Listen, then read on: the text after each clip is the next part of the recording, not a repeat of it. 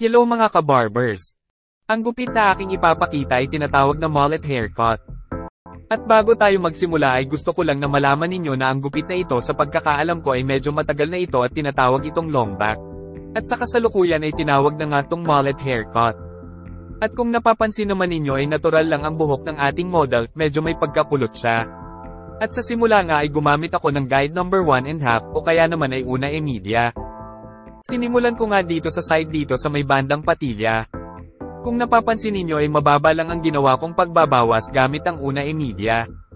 Dahil mag-overcomb pa tayo, at ito ay medyo tataas pa.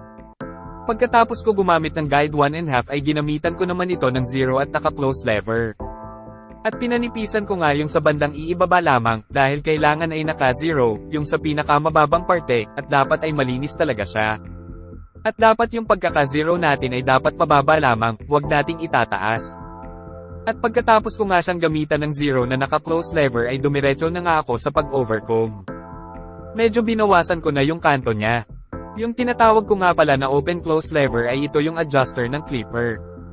Kapag nakababa yung adjuster ay ibig sabihin naka-open at di masyadong manipis ang bawas. At kapag naman nakataas yung adjuster ibig sabihin naman nito ay naka-close at mas manipis ang magiging bawas niya.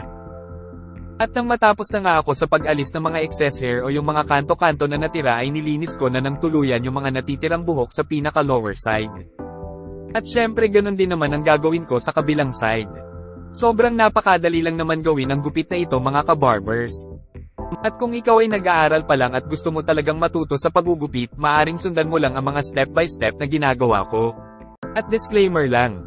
Hindi naman sa pagmamagaling, hindi naman ako perpekto at ang ipinapakita ko ay sariling estilo ko lamang at sariling diskarte, kaya kung sa tingin mo ay iba ang pamamaraan ko kumpara sa'yo.